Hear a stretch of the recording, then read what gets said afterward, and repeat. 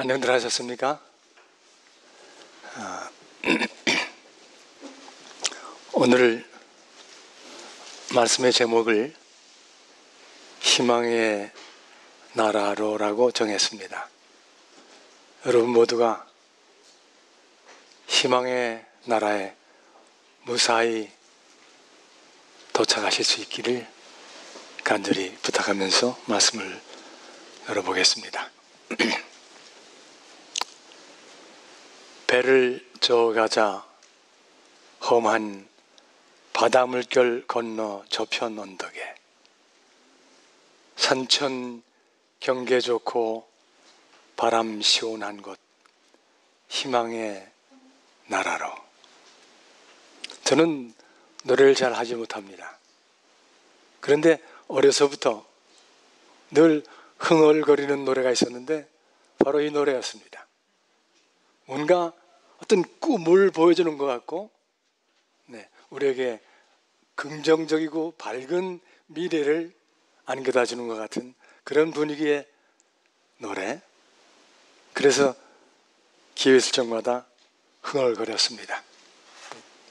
실은 우리 때는 교회를 다니시는 분들을 제외하고는 저보다 좀 위시거나 저보다 조금 밑에 연배께서는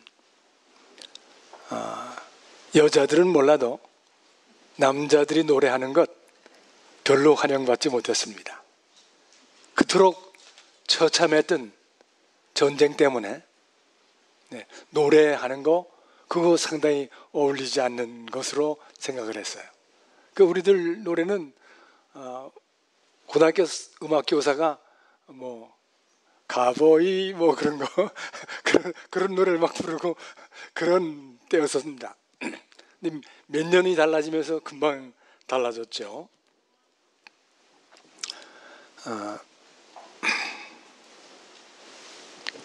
손님을 한번 모셔왔습니다. 여러분이 잘들 아시는 분이죠? 넬슨 만델라. 남아프리카 공화국의 국민으로서 백인들이 통치하는 그런 시절에 살았습니다. 근데 백인들이 인종차별을 많이 했고 상당히 힘들었어요. 그래서 인권운동을 했습니다. 변호사였었는데 인권운동을 하다가 자기를 미워하는 사람들이 이렇게 저렇게 얽어가지고 감옥소를 가게 됐습니다. 그런데 형이 내려졌는데 종신징역을 받은 거예요. 종신을 죽을 때까지 감옥소에 있어야 한다는 것은 얼마나 고통스러운 일이겠습니까? 근데 들어가서 감옥소 가서 14년 될 때까지 있었는데 우선 그동안에 어머님이 돌아가셨어요. 그리고 그 사랑하는 아들이 또한 죽었습니다. 그 아픈 시절에 이제 14년째를 맞았는데 딸이 아빠를 면회왔습니다. 그리고 딸의 요청은 아기를 위해서 아기를 데리고 왔는데 아기를 위해서 이름을 지어달라고 그랬어요. 그랬더니 이미 아빠는 딸이 그런 청을 할 줄 알고 종이에 써가지고 있었어요. 그래서 그걸 전달했습니다. 근데 거기에는 아즈위라고 하는 단어가 있었습니다. 그 단어는 희망이라는 단어였습니다. 희망. 그가 27년의 징역생활을 하고 사면돼서 나온 후에 대통령이 되었고 대통령 된 다음에 제일 처음 한 일은 자기를 고통을 준 정적들을 다 용서하기로 말하고 그리고 그들의 허물을 그들과 화해하고 그리고 관용을 베푸는 아주 큰 사람의 역할을 했습니다. 위대한 사람이죠. 정말 대통령을 할 만한 사람이었습니다. 그 후에 자기의 지난 감옥 생활을 회상하면서 한 말 가운데 한 말은, 내가 27년간 감옥에 있으면서 한순간도 잊지 않았던 단어가 있는데 그것은 희망이다. 희망이었다. 사람을 사람답게 하고 우리에게 힘을 주는 말이 있다면 희망입니다. 우리가 하나님 그분에 의해서 희망을 가진 백성들입니다. 얼굴 피시기 바랍니다. 어떤 청년이 그래요.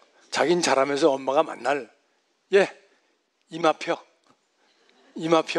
그 소리 만날 했대요.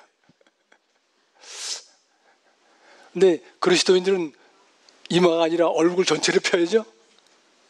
우리 존경하는 송 집사님 아침에 기도를 해주셨는데 기도 가운데 세상을 염려하시는 아름다운 기도를 해주셨습니다.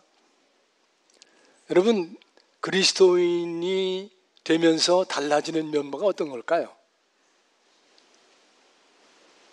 성경에선 우리에게 10계명이 있고 여러 가지 지켜야 할 규례들을 주셨습니다. 그 중에 우리가 잊지 말아야 할 규례가 하나 있는데 그것은 뭐겠습니까? 키가 더 크겠느냐 염려함으로? 내가 먹을 거 염려해? 그런 거 하지 말아라. 먼저 그의 나라와 그의 의를 구하라. 그러면 딴 것들은 다 해결이 된다는 말씀이죠. 그래서 실상 그리스도인으로서 지켜야 할 자기의 삶의 모습은 염려하지 않는 것. 이건 염려하는 것은 그건 계명을 어기는 것이다. 그런 수준으로 이해하셔도 좋겠습니다. 그리스도인이라고 하면서 얼굴 묻히고 염려 가득하고 그러면 안 되죠. 그분께 다 맡기시고 염려를 푸시고 사는 그리스도인들 되시길 바랍니다.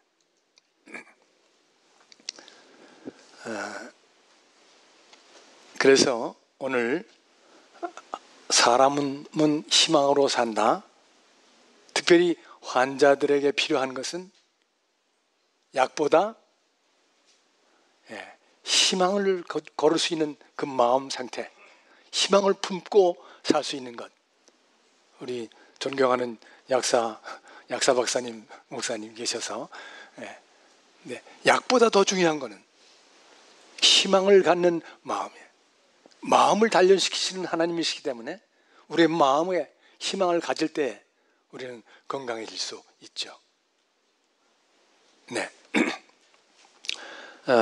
여러분의 희망은 안녕하신지 궁금합니다. 성경 전체에서 성경을 대표하는 성경절이 어떤 겁니까? 네, 요한복음 3장 16절 함께 읽으시면 고맙겠습니다. 하나님이 세상을 이처럼 사랑하사 독생자를 주셨으니 이는 저를 믿는 자마다 멸망치 않고 영생을 얻게 하려 하심이니라. 뭐 하지 않고 영생을 얻어요? 멸망치 않고. 우리가 신앙을 시작할 때 제일 가져야 할 첫 번째 인식은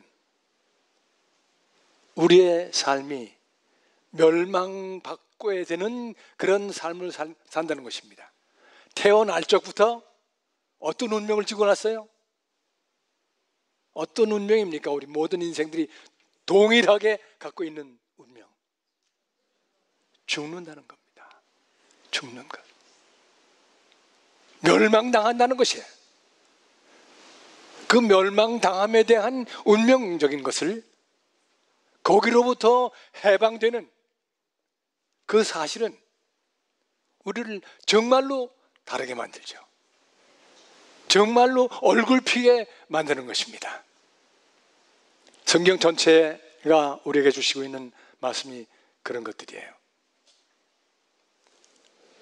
밍밍한 신앙 그런 거 우리 하지 않기를 바랍니다. 제가 이민 올 때 32살이었습니다. 와서 정신없이 살았습니다. 근데 나이 40이 돼가고 있는 거예요. 40을 뭐라고 그러죠? 부록이라고 그러죠? 누가 한 소리예요? 네, 공자님이 하신 말씀입니다. 근데 가만히 생각하니까 나는 인생에 대해서 불혹하기는 미혹되지 않는다는 말씀이죠. 어떤 상황에서도 내가 마음의 평정을 누릴 수 있고 그 일로 인해서 가슴을 앓는다거나 힘들어한다거나 그런 거 아니에요. 미혹되지 않는다는 것이 그런 자기 확립. 근데 제가 공자를 가리키는 학교를 다녀서 조금 더 30은 뭐라고 그러시는지 아십니까 혹시? 30? 그 위로 올라가면은 늘 아시지만 30은 많이 아시지 않는 것 같더라고요. 30은 이립이라고 그럽니다. 립자가 독립한다, 선다는 뜻이죠. 선다. 자기 30에 섰다. 자기의 인생관이 섰다. 내가 왜 사는지, 어떻게 살아야 할지, 무엇을 향해서 내가 가야 할지를 나는 섰다. 30에 그랬다는 것이에요. 대단한 사람이죠. 3대 성인에 들어갈 만한 분입니다. 근데 그분이 그러잖아요. 아침에 내가 진리를 알게 되면, 들으면, 그러면 어떻게 해도 좋다고요? 저녁에 석사가의 아침에 진리를 알게 되면 저녁에 죽어도 좋다. 공자께서 끝까지 저녁에 안 돌아가셨어요. 그분이 예수님보다 560년 전에 태어나신 분인데 561년 진리를 안다는 것, 그것은 그 대단하신 공자께서도 간절히 간구했던 것입니다. 우리는 지금 진리를 다 알게 된 것이에요. 오늘 우리가 가진 희망이, 우리가 왜 희망해도 좋고 왜 우리는 기뻐해도 괜찮은 사람들인지 그것을 한번 찾아보고자 합니다. 제가 실은 이민 생활을 시작하면서 상당히 우울해졌어요. 상당히 우울했어요. 아시다시피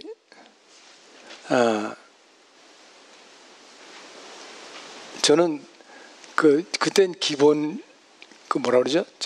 최저임금? 네, 최저임금이 1불 80전 할 때예요. 근데 우리 집사람은 4불 이상을 받는 거예요.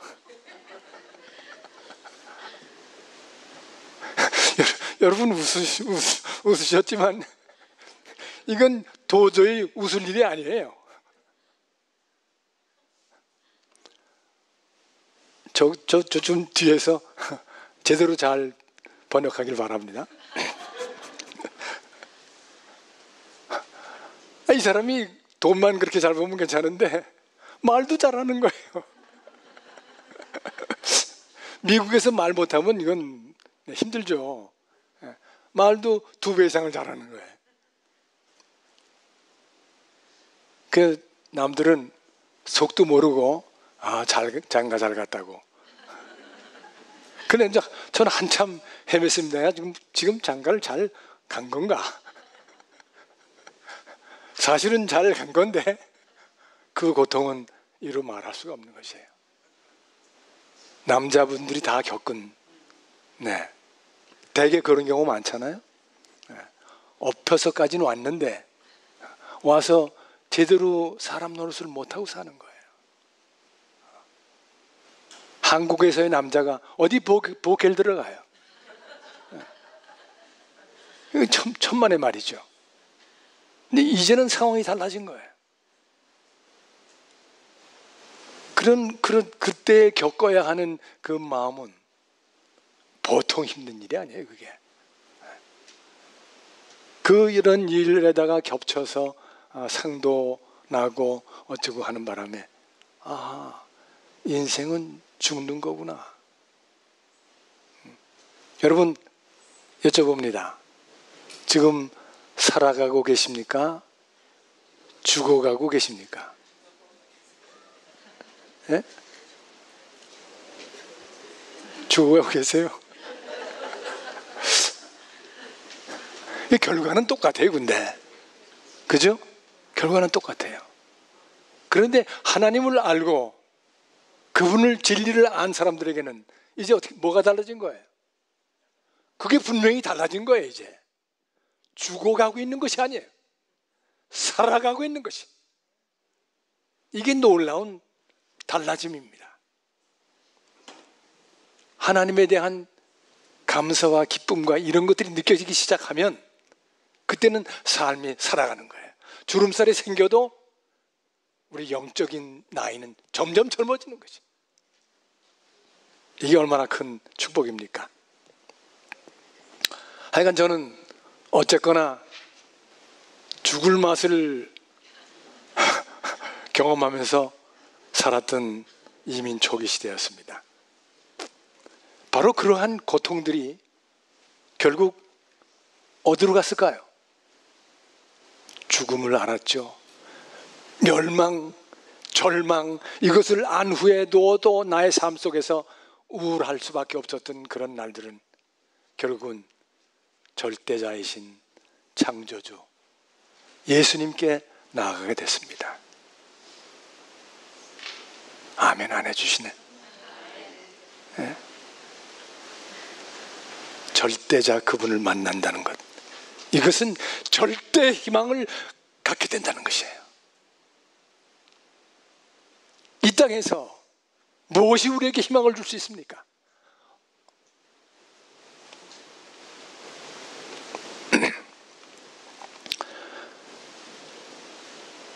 여러분, 참 힘든 세상입니다. 요즘 코로나 염려하시는 말씀도 주셨지만은 지금 교회도 나오기가 힘든 상태예요. 어저께 이혜영환 선생님 이 근처 4교회를 다니시면서 매 안식일마다 연주를 하시고 계시대요. 다들 불러서 매 안식일 다니신대요. 그런데 다니는 중에 우리 너스베이 교회가 제일 사람도 많고 제일 분위기도 좋고 음식도 맛있고 그렇다는 거예요. 대단히 감사합니다. 네, 정말로 감사해요.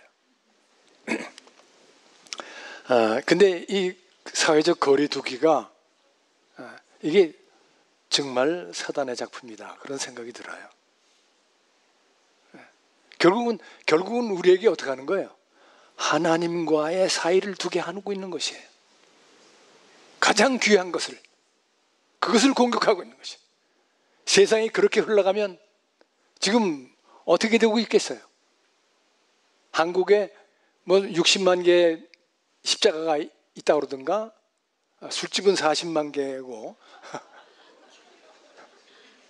이거 거꾸로인지 반대인지 모르겠어요. 하여간 근데 지금 점점 불이 꺼져가고 있다는 거예요. 상당히 많은 작은 교회들은 거의 다 불이 꺼졌다는 거예요. 상당히. 네. 이것이 이런 상황 속에서 하나님과 거리를 갖게 되면 그것처럼 안타까운 일은 없죠. 네. 그런 의미에서 오늘 교회에 이렇게 열심히 참석하시고 주님 앞에 나오신 여러분들께 진심으로 감사를 드립니다.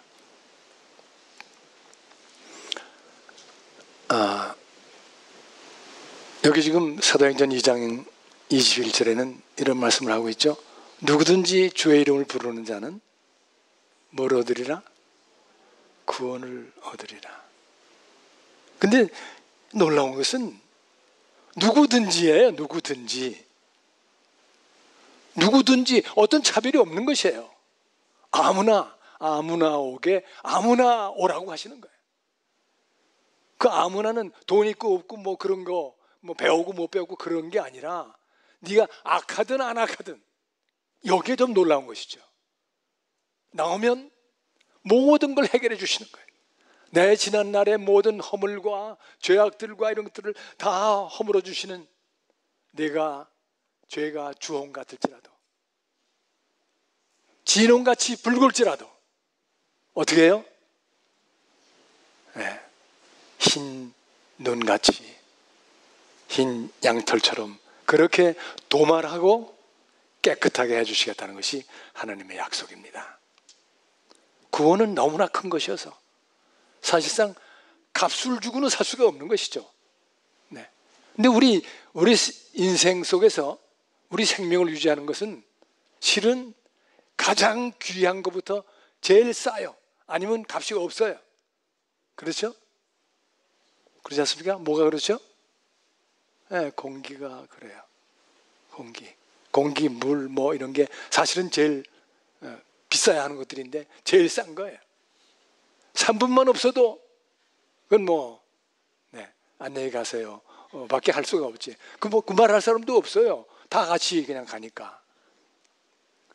그것만 귀합니까? 공기가 있으면 뭐예요? 심장이 뛰어줘야죠. 네. 이 심장을 누가 뛰게 하시는 겁니까? 가만히 생각해 보면 하나님이 안 보여 뭐 어쩌고 그러는데 이게 정말 눈을 감으려고 작정을 해서 그렇지 천지가 하나님 계신 거예요. 천지가 모든 것을 통해서 우리는 하나님이 계시구나 하는 것을 확인할 수 있습니다. 어떤 그 유명한 양반이 있죠. 롱펠로라는 양반이 19세기 초에 있었던 분이죠. 그분이 제가 기억하기로는 내 왼쪽 가슴에 손을 대보라. 거기에 죽음으로 행진하는 나팔 소리가 들리지 아니하느냐. 뭐 그분이 좋은 의도를 가지고 그렇게 말씀을 이어가셨겠지만 왜 하필 죽음으로 가는 심장이에요? 그래? 그 심장이 뛰고 있는 것은 도대체 어디서 힘을 얻고 있고 누가 그것을 뛰게 하고 있는가? 뭐 조금 있으면 배고파지고 또 조금 있으면 배출해야 되고 이게 다 누가 하시는 일이에요? 우리를 만드신 분이 그렇게 프로그램 해놓으신 거예요. 참으로 하나님께 감사를 드리겠습니다. 제가 그랬어요. Longfellow가 아니라 Wrong Fella.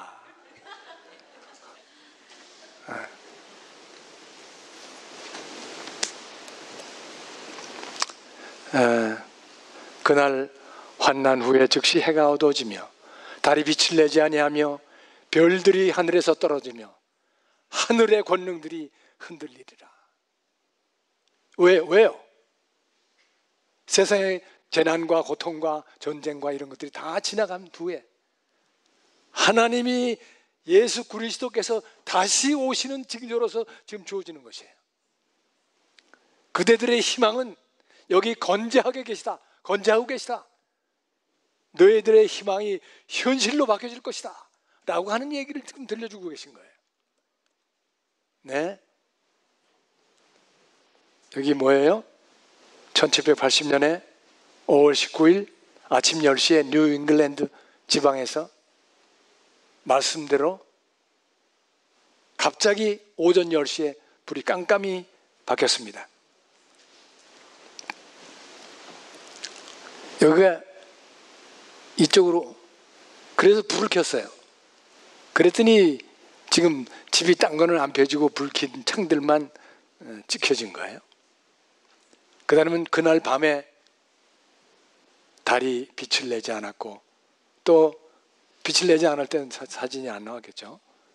벌겋게 되고 뭐 그랬습니다. 그러니까 예언대로 된 거죠. 그 다음에 여기는 1833년에 11월 13일 북아프리카 대륙 전체에 별 소나기가 몇 개? 혹시 기억나세요? 네. 수십만 개니까 뭐 헤아릴 수가 없는 거죠. 그런 별 소나기가 왔어요.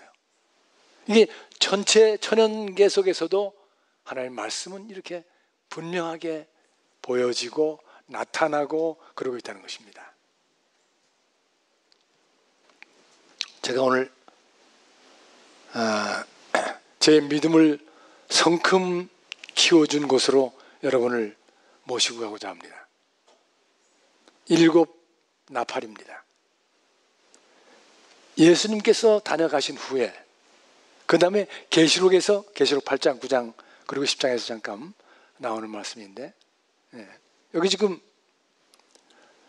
여기 첫째 나팔부터 넷째 나팔까지 그 모든 것이 그건 서로마의 멸망을 그리고 있고, 다섯째 나팔은 이슬람교, 마호멧 교가 나서 할 그 오스만 터키 이야기가 나오죠. 그 오스만 터키가 완전히 흥왕하다가 7째 나팔 전에 이야기로 이렇게 끝에는 세상 끝 예수님의 재림이 되는 거죠. 여러분, 잠깐 제가 들려드릴 게 있습니다.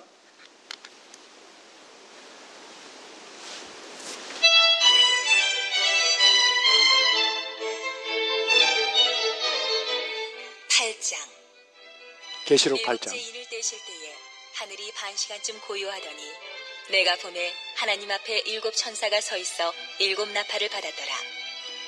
또 다른 천사가 와서 제단 곁에 서서 금 향로를 가지고 많은 향을 받았으니 이는 모든 성도의 기도와 합하여 보좌 앞 금제단에 드리고자 함이라.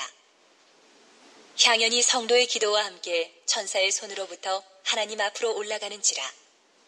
천사가 향로를 가지고 제단에 불을 담아다가 땅에 쏟음에 우레와 음성과 번개와 지진이 나더라.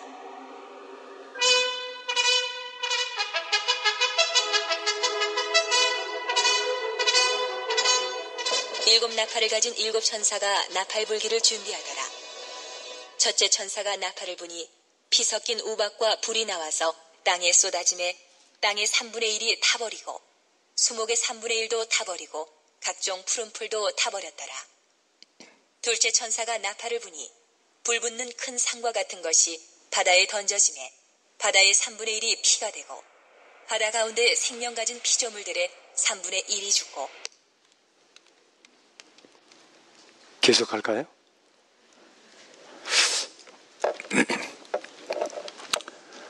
여기 보면 그 지금 첫째 나팔, 둘째 나팔은 뭐 배가 나오고 바다가 이렇게 나오고 그러죠. 이게 지나간 역사이기 때문에 여기 상징들을 보면서 쉽게 이거는 어떤 일들이었구나, 요거는 그렇구나, 저거는 저거구나 하는 걸 지금 다 맞춰지니까 그냥 이 말씀으로만 상징이기 때문에 그냥 들으면은 알 수가 없죠. 그러나 이것은 완전히 역사의 현장 속에서 이렇게 성취되었었구나 하는 것을 확인할 수가 있는 것이에요. 얼마나 감사한지 모르겠습니다. 근데 나팔은 보통 뭐 때문에 나팔을 불죠? 위험한 일이 있을 때, 전쟁이 시작됐을 때, 적군이 쳐들어왔을 때, 뭐 그런 때 나팔을 붑니다. 성경에서 그런데 가장 요란한 곳은 바로 이 7 나팔이라고 할 수 있지만 또 다른 것이 있습니다. 여러분, 성경 역사 속에서 레위기 23장 23절에 나오는 이야기인데, 그날은 7월 1일이에요. 나팔을 불면서 시작합니다. 성경에는 나팔절이라는 말은 안 나오지만 나팔절로 그때를 이해했어요. 그리고는 레위기 23장 25장 9절에서 다시 이제 나팔을 부는데, 그 나팔은 가장 큰 나팔이에요. 전국에서 큰 나팔을 불게 그렇게 돼 있었어요. 왜 그랬을까요? 나팔은 경고하는 것입니다. 나팔은 깨우는 것입니다. 하나님께서 자기의 백성들을 깨우는 것이에요. 나팔을 통해서. 그런데 아주 가장 큰 나팔로 전국을 나팔 소리로 채웠다면 무슨 날이었을까요? 성경에서 가장 중요한 것, 회개의 날이었습니다. 속죄일이었습니다. 우리가 흔히 대속죄일이라고 그러죠. 그 속죄일이 크기 때문에 대자는 성경에는 없는데 대속죄일이라고 말을 하죠. 왜냐하면 우리 모두가 속죄일을 통하여 우리의 모든 죄가 해결되는 날이었어요. 그러니까 전국을 큰 나팔 소리로 가득 채웠던 것이죠. 왕의 대관식이라든가 그런 날에. 네. 근데 이 7 나팔이 처음 시작되어지는 것은 어느 나라예요? 넷째까지 소로마입니다. 소로마의 멸망이에요. 그 다음에 동로마의 얼마 반이 멸망하고 그 다음에 동로마가 끝까지 완전히 망하는 그런 이야기인데 역사의 끝까지 아주 일목요연하게 잘 그려져 있습니다. 근데 왜 7 나팔인가? 여러분 성경에서 가장 중요한 숫자가 있다면 7자죠. 네, 7자입니다. 7자의 의미는 신성성을 갖고 있는 것입니다. 그것은 거룩한 것입니다. 왜냐하면 7째 날은 거룩하고 그렇기 때문에 창조에서 성경을 딱 열면 첫째 날, 그 다음에 둘째 날 그렇게 해가지고 몇째 날까지 가는 거예요. 네. 7째 날을 가기 위하여 첫째 날, 둘째 날이 이쪽에 있는 거예요, 결국은. 그래서 창조를 완성하고 있죠. 그런데 그 다음에 3장에서 범죄합니다. 3장에서 쭉 범죄하고 뭐 이렇게 저렇게 요란스러운 세상이 움직여지지만 뻔한 거예요. 하나님께 복종하고 하나님께 가까이 있으면 하나님과 사이를 두면 네, 시간이 많이 됐다고 지금 사인이 왔네요.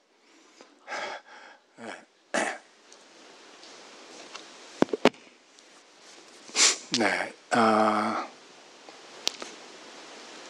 거기까지만 하겠습니다. 근데 그 생략하는 부분이 상당히 중요해요. 7으로 창조가 끝나요. 창조. 뭐 창세기 몇 장이 50장까지 있어도 1, 2장에서 끝나는 거예요. 그 다음에는 범죄한 거예요. 그 범죄했기 때문에 하나님 가까이 있으면 복을 받고 하나님 떠나면 혼나고 그래서 다시 이제 밖에 나가서 얻어맞기도 하고 이제 다시 돌아와서 하나님 옆에 오면 또 그래 혹은 끌어안아 주시고 뭐 이런 거예요. 그게 전부예요, 그게.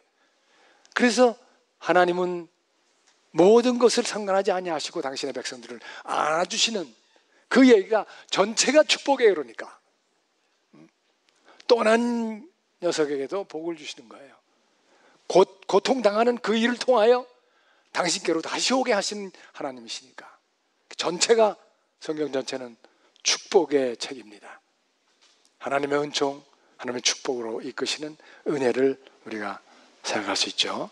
그래서 로마 첫째 나팔, 둘째 나팔, 셋째 나팔, 넷째 나팔 이렇게 해서 로마가 멸망합니다. 소로마가 아까 본 거 그대로 되어지는 것이죠. 그래서 7의 행진인데 이 세상이 끝나는 데가 어디예요? 계시록이에요. 그렇죠? 계시록. 맨 마지막이 계시록 아니에요? 계시록은 뭐로 시작해요? 1장에서 뭐가 나오든 7 하면 뭐가 나오죠? 7별. 7 또 뭐 있죠? 네? 나도 지금 잊어버렸어요. 네. 그리고는 계시록에 들어와서는 7 교회, 그 다음에 7인, 일곱 나팔, 일곱 재앙 이렇게 해가지고 끝나는 거예요. 예. 그러니까 뭐 길어봐야 사실은 내용이 없는 거예요. 전부 축복의 내용일 뿐이에요. 여러분 잘 기억하시기 바랍니다. 제일 중요한 것은, 기억하고 넘어가야 할 것은 1장, 2장에서 창조가 끝났고 3장에서 범죄가 들어왔고, 그래서 예수님이 오실 수밖에 없었고, 예수님이 다 이런저런 일을 마치시고 구원을 이루셨고, 그런 거예요 그냥. 그러니까 3장이 없었으면 예수님도 오실 필요도 없었고, 이렇게 되는 거죠. 그래서 1장, 2장이 중요한 것이에요. 그래서 제7일 안식일은 아주 중요한 겁니다. 만드시고 그 다음에 뭐라고 그래요? 누구 안식일이에요? 안식일이 누구의 안식일이에요? 네? 우리의 안식일이에요? 아니에요.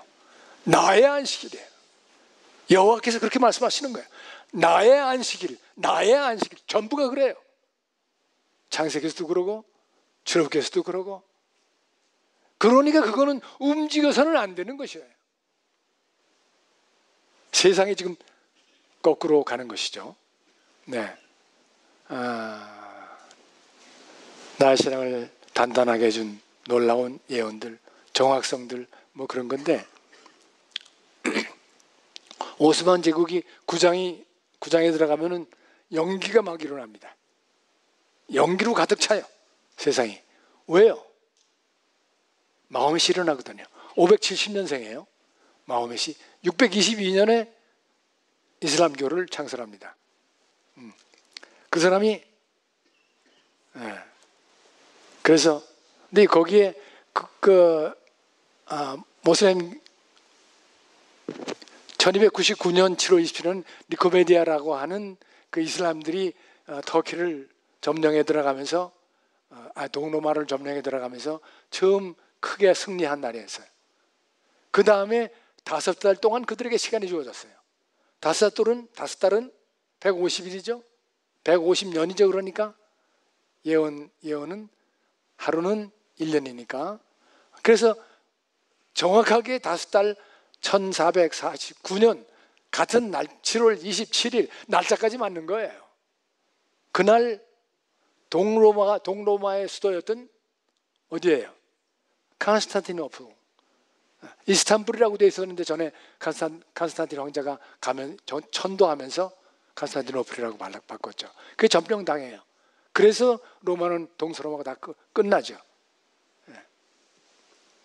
그것이 1449년의 이야기인데, 그 다음에 9장 13절 이하에서는 6째 나팔이 나오는데, 6째 나팔은 동로마가 수도가 점령되면서 이제 완전히 오스만 터키가 나라를 만들고 완전히 번성하고 있었어요. 그런데 그들에게는 연월 일시만 시간을 준 거예요. 그동안만 너희들이 어떻게 할 수 있도록. 근데 연월 일시는 뭐죠? 연은 하루에 1년에 360일, 그 다음에 30일, 그렇죠? 월은 30일이니까 그 다음에 하루, 그러니까 전부 하면 391일.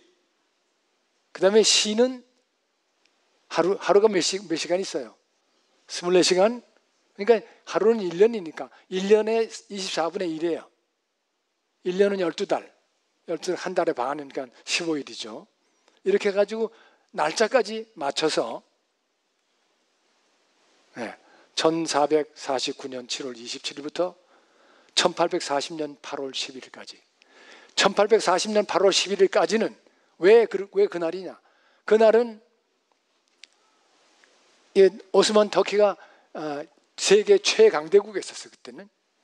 그런데 뭐 오스트리아, 러시아, 영국 뭐 이렇게 해가지고 한 5개국이 연합해가지고 오스만 터키하고 싸운 거예요. 그래서 끝났어요. 끝난 날이 8월 11일이에요. 그러니까 연월일 시가 그대로 그 날짜까지 맞는 거죠. 네? 그걸 더해보면 그렇단 말이죠. 391년 15일간 동안만 오스만 터키가 힘을 얻었던 거예요. 그리고 끝났어요. 그 당시에 500만 그 이슬람교가 그 교리의 모호성 때문에 애매모호한 교리 때문에 그냥 연기가 꽉 차는 걸로 이 성경에서는 얘기하고 있죠. 그래서 여기 지금 1840년 8월 10일에 끝난 걸 얘기하고 있죠. 근데 여기서 한 사람을 소개합니다. 누구 좀 비슷한 분이 계신 것 같은데, 우리 중에 없어요? 이 사람 이름은 조슈아 리치. 1809년 이 사람이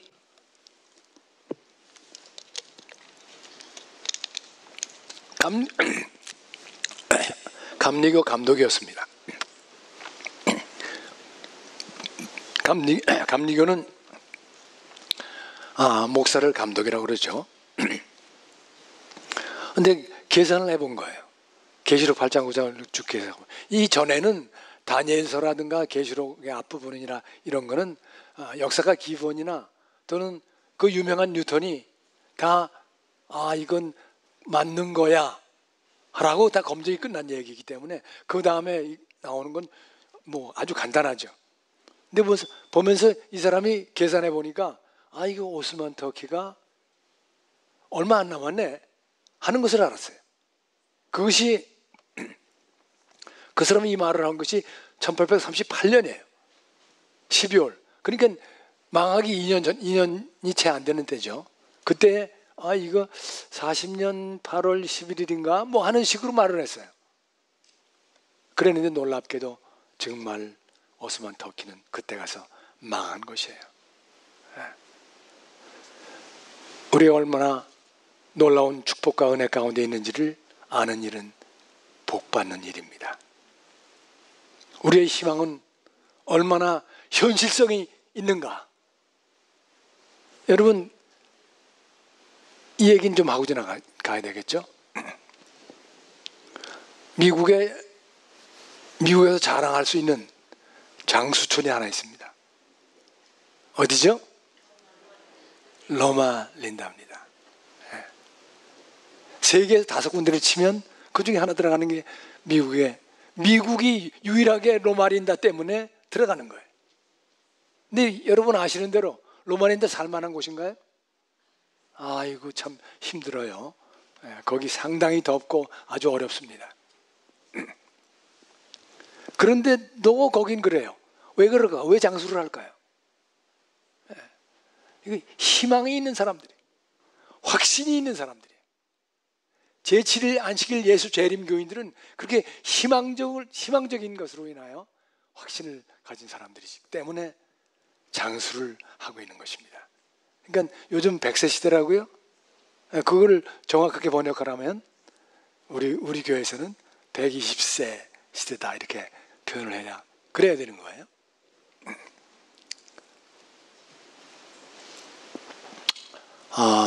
이건 생략하죠. 너무 뻔하니까.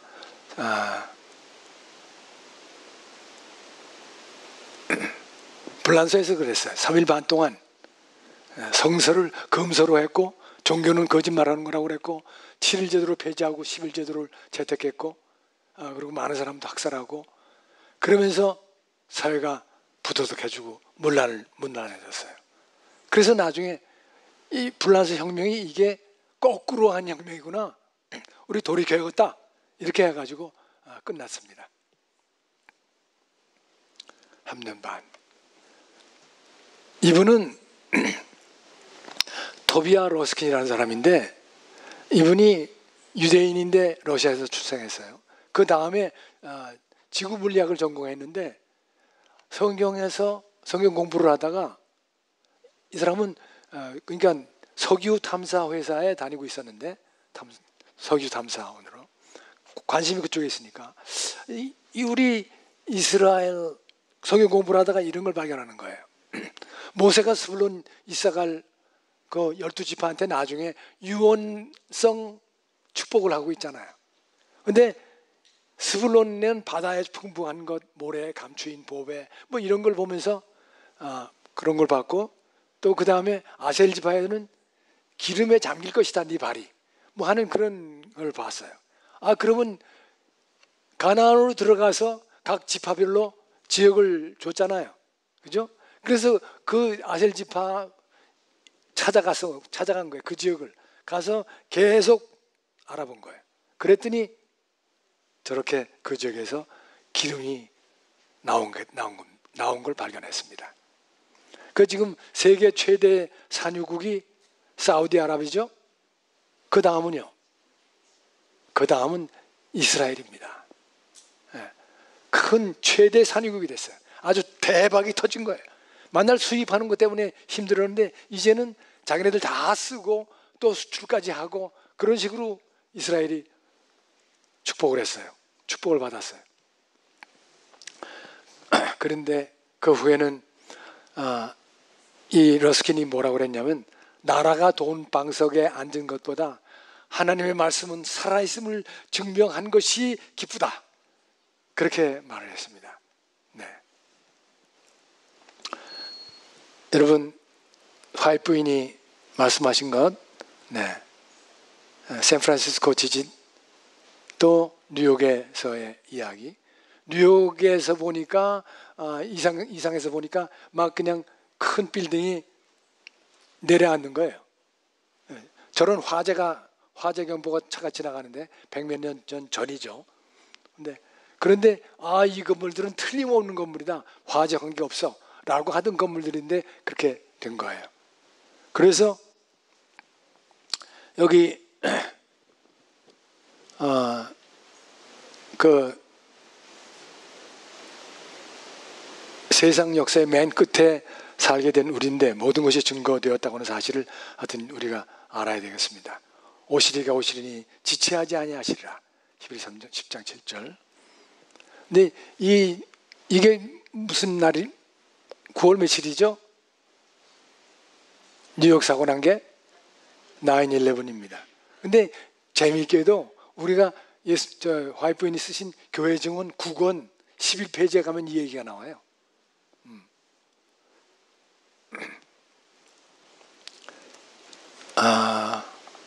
여기 요거 한 절만 보고 지나가겠습니다. 일곱째 천사가 소리내는 날, 그 나팔을 불게 될 때 하나님의 비밀이 그 종 선지자들에게 전하신 복음과 같이, 그 종 선지자들에게 복음을 전하신 것 같이 나팔을 불 때, 일곱째 천사가 나팔을 불 때 하나님의 비밀이 나타나리라 그랬습니다. 근데 고린도전서 15장 51절에 보면, 보라 내가 너희에게 비밀을 말하노니, 비밀이에요. 아까도 비밀을 얘기했고, 우리가 다 잠잘 것이 아니요 마지막 나팔에 순식간에 호련히 다 변화하리니, 이것이 우리의 희망이 현실이 된다라고 하는 것을 말씀해 주고 있는 것이 이 성경절이라고 볼 수가 있죠. 마지막 나팔 소리. 여러분 생애 후에 하나님의 놀라우신 은총과 축복이 함께 하시길 간절히 부탁드리고, 염려 없는 생애를 사시는 여러분 되시기를 간절히 부탁해 맞이했습니다. 감사합니다.